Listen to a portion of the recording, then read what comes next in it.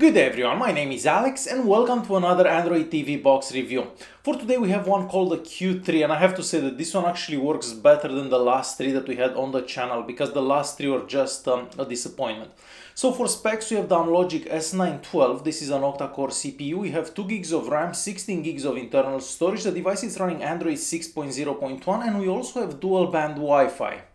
For pricing, this costs around $65 to $70, but that seems to be the norm for these specs. Let's start with a very quick unboxing. So we basically get the exact same box that we've seen for many devices from this brand in the past. Inside the box, you're going to find the TV box itself. You're also going to find the user manual. The user manual is in English and it's got a whole bunch of pictures. There is also a remote control, but I have to say the remote control is useless, just like all the other TV boxes that we had in the past.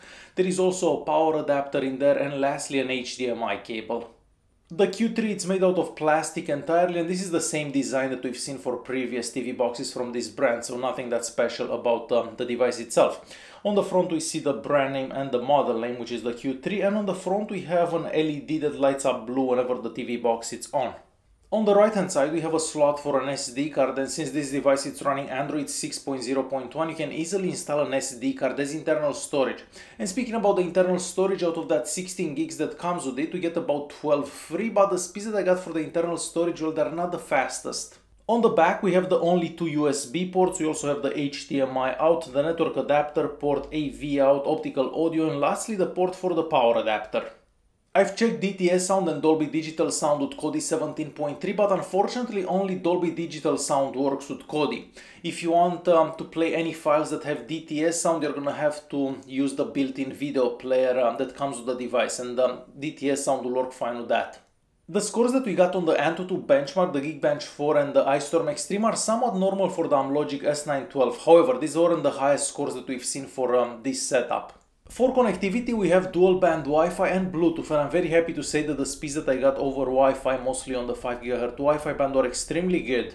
The Q3 also comes with root access from the factory, and this is the digital rights management information that we get. So unfortunately you're not gonna be able to watch Netflix in HD.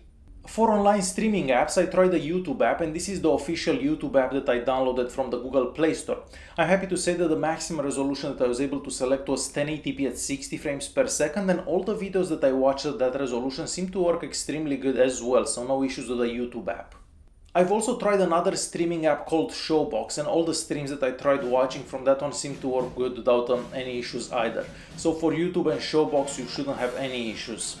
The last online streaming app that I want to touch on was Kodi. So this device doesn't come pre-installed with Kodi anymore. However, you can go to the Google Play Store and easily install Kodi 17.3. And that's probably the best way to get Kodi, because this way you can get updates right from the Google Play Store. Once the installation was complete, I was able to watch any add-ons that I had installed, so everything seems to work good for Kodi 17.3 for this device. I've also tried multitasking on this device, and most apps that you have running in the background will stay running in the background, but keep in mind that you're gonna be limited by the 2 gigs of RAM that you have available. And lastly, for gaming I played Real Racing 3. Now the gameplay wasn't bad, but it wasn't the best that I've seen, and I'm gonna let you watch for a couple of minutes so you can see for yourself.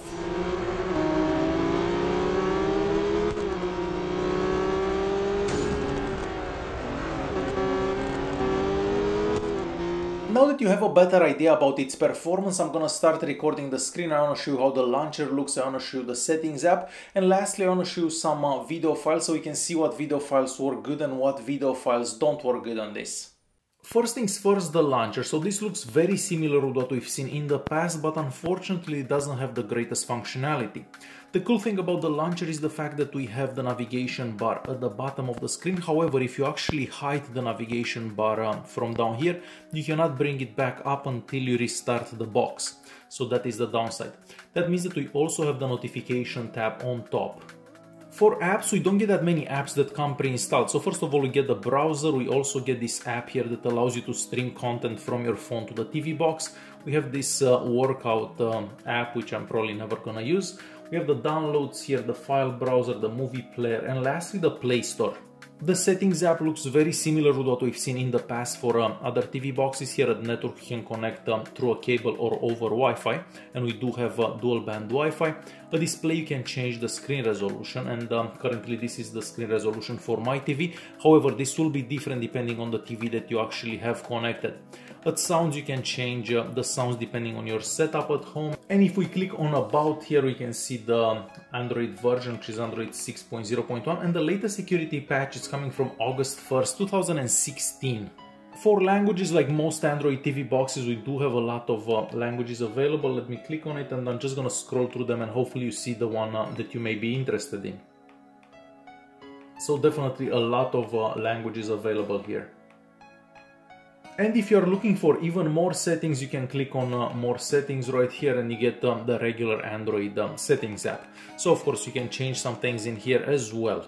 Next, we are gonna check out and see what video files work good on this device. So I have my USB stick plugged in with a whole bunch of videos, and I'm using Kodi 17.3, and this version of Kodi was actually installed right from the Google Play Store.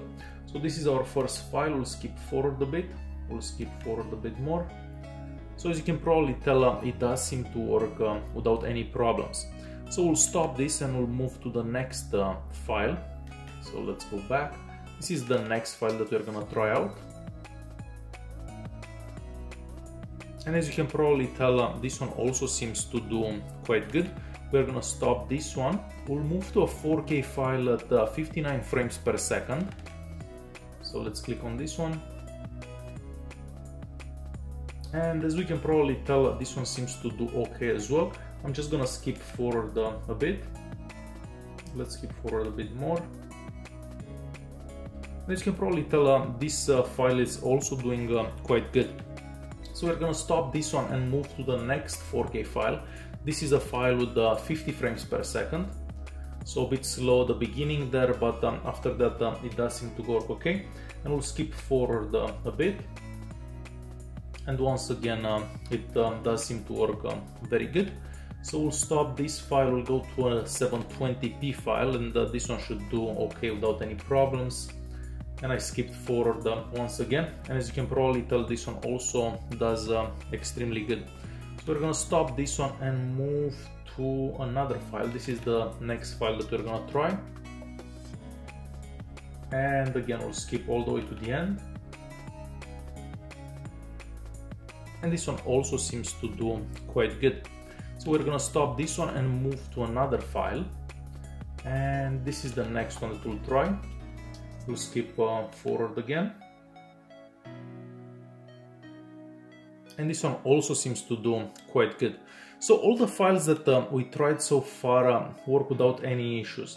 Now, this is another 4K file. This one was filmed with my phone, but this one will do very good as well. Let me just double click on it, and no problems here either. And the last file that I shouldn't even try because this is not gonna work with Kodi, it's this one. So this is, we just get a green screen, so nothing here. But if you actually install the MX player, you can play that file without any issues. And let's try this one here as well.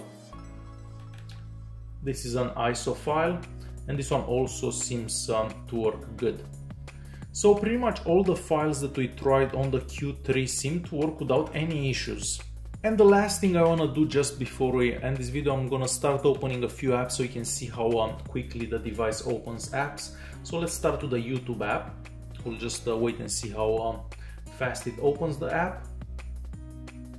So not the quickest out there, but not that slow either. We'll open the Google Play. So not bad for this one either. Let's see what other apps we have in here. Let's try, well, Kodi should be running in the background still, so we'll open this one instead. So this one was quite quick as well. Let's see what other apps we have in here. So we could try the Geekbench. Let's see how quickly this opens. So not too bad. And lastly, let's open a game. So we have Asphalt Extreme right here. So let's just click on this one and see how long this one takes till it starts up. So not that bad, but it's still loading, as you can probably tell. But overall, the device performs quite well for its specs. So overall, I don't really have any bad things to say about the Q3. It's not spectacular, but everything seems to go good, so without any issues, and that's very important for a TV box, and mostly after we've seen the last 3 TV boxes on the channel, which are absolutely horrible. So I'm happy to see that we finally got a good TV box. Alright guys, hopefully you enjoyed this video. If you did like it, press that like button, don't forget to subscribe, and I'll see you in the next one. Thanks for watching.